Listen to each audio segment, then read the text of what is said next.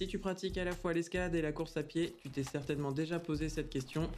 Comment faire tenir les deux dans une seule semaine? Les deux pratiques demandent du temps, de l'énergie, de l'investissement. Si tu essayes de tout faire en même temps, ça risque de devenir un peu le bazar. Je vais te montrer comment j'ai appris à prioriser mes pratiques sur différentes semaines pour continuer à progresser, prendre du plaisir et le tout sans me disperser. Parce que la solution elle est super simple à comprendre, par contre elle peut être difficile à accepter et encore plus à appliquer.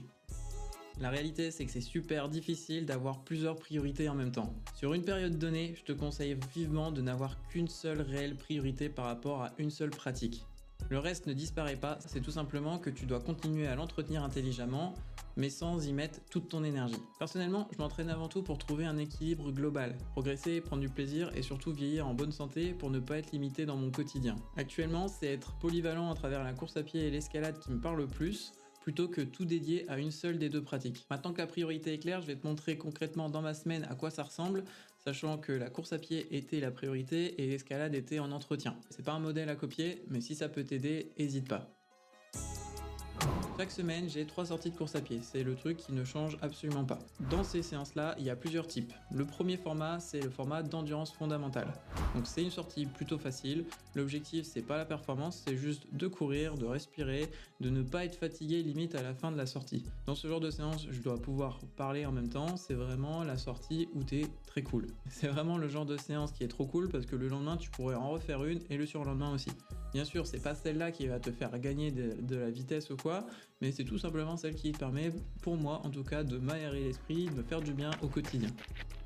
Deuxième format de sortie, c'est les sorties longues. Les sorties longues, je les fais souvent le week-end parce que forcément, vu que c'est une sortie longue, tu t'en doutes, ça dure plus longtemps. Parmi celles-là, j'ai eu par exemple une sortie de 14 km, ça a duré quasiment 1h30. Forcément, c'est mieux de faire ça sur le week-end dans mon cas. En plus, je peux partager ça avec ma compagne, donc c'est aussi plus cool de pas faire ça tout seul tout le temps. Ça permet d'échanger. De temps en temps, je fais aussi ça avec des potes, et du coup, c'est très cool à ne pas tout le temps pratiquer tout seul. C'est une séance qui va demander quand même un peu plus d'énergie, forcément, vu qu'elle est plus longue, mais elle sera pas forcément intense. Ensuite, c'est les formats de séance un peu plus intenses. J'en ai une par semaine également. Souvent c'est du fractionné, ou alors c'est des séances de seuil, c'est des séances d'intervalle. Il y a plein de formats qui existent. Le but, c'est d'aller chercher l'intensité pour courir plus vite, pas forcément plus longtemps, mais en tout cas réussir à rester propre dans la course, mais en ayant une intensité plus importante. Ça, c'est le socle de base, les 3 séances de course à pied par semaine. Avant même de penser aux séances d'escalade, je cale tout de suite mes repos. C'est pas tout le temps pareil, forcément, en fonction du quotidien, en fonction des semaines, mais la règle que je me donne, c'est que suite à une séance intense de course à pied, la séance suivante, que ce soit de l'escalade, du renforcement musculaire ou une autre séance de course à pied, ça sera forcément une séance tranquille. Ce sera par exemple de la mobilité, ça sera par exemple de la grimpe fondamentale, ou ça sera une course à pied d'endurance fondamentale. C'est la règle que je me suis posée tout simplement pour éviter au maximum le risque de blessure. Parce que 2 séances intenses de suite, c'est pas forcément le bon plan pour progresser sur la durée.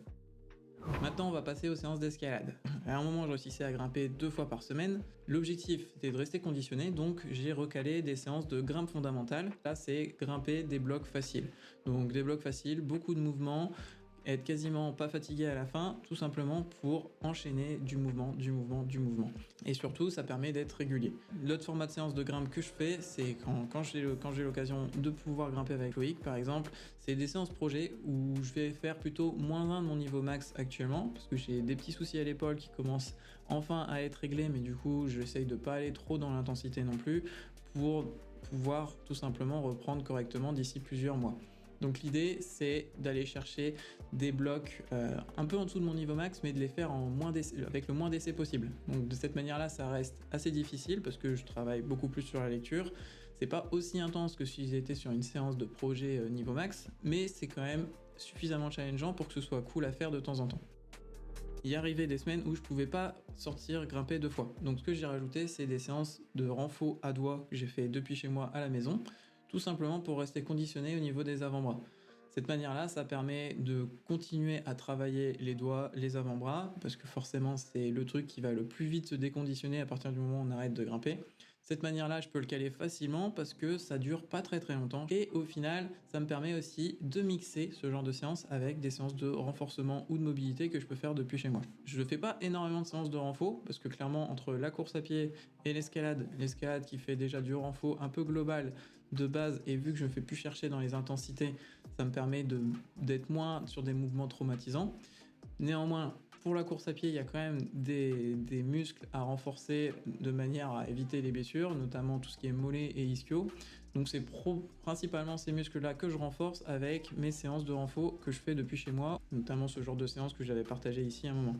La règle d'or, vraiment, c'est si une séance est dure, la séance suivante doit être facile. C'est aussi simple que ça à conserver sur la durée, que ce soit sur une pratique, deux pratiques ou trois pratiques. C'est juste qu'il ne faut pas être dans le rouge tout le temps.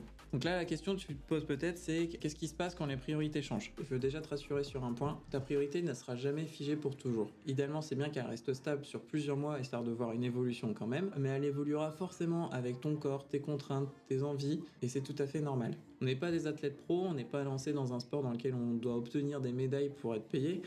Et justement pour moi c'est vraiment ça le plus kiffant, c'est que du coup on a la liberté de pouvoir tester plein de choses, plein de pratiques pour pouvoir s'épanouir sur le long terme. Donc c'est exactement pour ça que j'ai créé le point d'équilibre.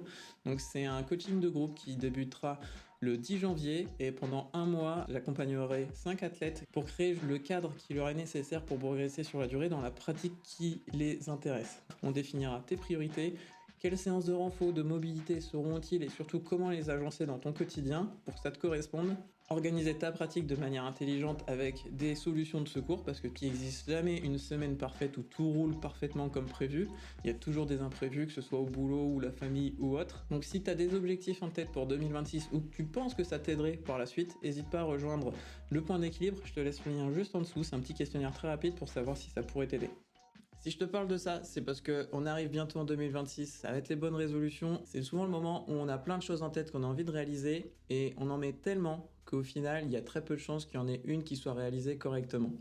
Donc concrètement, pour 2026, comment j'ai décidé de m'organiser? L'idée, c'est de continuer sur la lancée par rapport à la course à pied. Donc là, je vais avoir fait 2 mois de préparation, de découverte pour avoir commencé à poser les bonnes fondations. L'idée, c'est de continuer sur cette lancée jusqu'au mois d'avril pour participer à mon premier semi-marathon. Concrètement, ce que ça implique, c'est que certaines semaines, je vais devoir courir potentiellement 35 voire 40 km. Tout simplement pour arriver prêt à encaisser le semi-marathon le jour J. Je sais déjà de base que je vais certainement augmenter le nombre de séances de course à pied et donc forcément le nombre de séances d'escalade va être réduit. Le plan général, ça va être tout simplement de passer de 3 à 4 séances de course à pied autour du mois de février-mars. C'est un plan dans les grandes lignes qui permet de savoir où je vais, mais clairement je réadapterai au fur et à mesure. Une fois que le semi-marathon sera passé, par contre, je me suis déjà décidé que l'escalade repassera au premier plan. Donc au cours du mois d'avril, ce sera plutôt une période qu'on appelle de déload, laisser du temps au corps pour se reposer, surtout je me serais bouffé 400 km de course à pied en 4 mois. L'idée, ça sera vraiment de redescendre un peu de tout ça. Ce que ça implique, c'est qu'autour des mois d'avril et de mai, l'escalade va redevenir une priorité. Je vais faire plus de séances, que ce soit en grimpe pure, faire des séances à thème, faire des séances où je vais remettre des projets max, etc. Toute la période de janvier à avril m'aura permis de reprendre confiance dans mon épaule notamment, donc clairement, si tout se passe bien, on n'est jamais sûr à 100%, mais si tout se passe bien, au cours du mois d'avril-mai, je vais pouvoir vraiment reprofiter en escalade. Je me suis pas donné d'objectif spécifique en escalade, clairement pour le moment, c'est beaucoup trop loin dans le temps pour être sûr de ce que ça va donner. Je préfère me donner plutôt une ligne directrice plutôt que des jalons spécifiques et des dates spécifiques. Dans tous les cas, l'idée c'est vraiment de continuer de pratiquer chacun de ces deux sports en parallèle, tout simplement pour pouvoir progresser sur le long terme dans chacune des deux pratiques. Entre le niveau de course à pied que j'aurai au mois d'avril, où je serai normalement au top de ma forme, et le niveau de course à pied que j'aurai potentiellement au mois de juillet, peut-être qu'effectivement j'aurais perdu un peu de niveau. Mais dans tous les cas, je serai bien meilleur qu'actuellement. Et en termes d'escalade, j'aurai également forcément progressé. À part si bien sûr blessure ou coup de pas de bol, mais ça on peut jamais le savoir, donc l'idée c'est de faire au mieux d'ici là. De cette manière-là, je sais que dans mon cadre, au global, ma charge mentale elle est déjà beaucoup plus sereine par rapport à ma pratique sportive, parce que je sais que ma priorité sera dédiée pendant 3 à 4 mois sur la course à pied, 3 à 4 mois suivants escalade, 3 à 4 mois suivants course à pied, et ainsi de suite. Ce sera beaucoup plus simple pour moi d'évoluer sur la durée. Maintenant que tu sais tout ça, comment tu peux l'adapter pour toi? Donc clairement, si tu as des objectifs spécifiques dédié à une pratique, je t'invite vraiment fortement à mettre en priorité cette pratique pour les prochains mois. Bien sûr, prends en compte comment ton quotidien va évoluer, que ce soit la charge de travail par exemple, des contraintes familiales, tout ce genre de choses, c'est des choses qu'il faut prévoir en amont. De cette manière-là, ça te permet de savoir tout de suite comment tu vas pouvoir au moins organiser dans les grandes lignes le début d'année et de cette manière-là également savoir si c'est jouable tout simplement de mettre ce sport en priorité. Ensuite, quelques petits conseils très rapides si jamais tu es un grimpeur et que tu veux commencer la course à pied, comme moi par exemple il y a quelques mois. Ne commence pas, s'il te plaît, à aller courir directement 1 heure si tu n'as pas couru, par exemple, depuis plusieurs mois, voire années.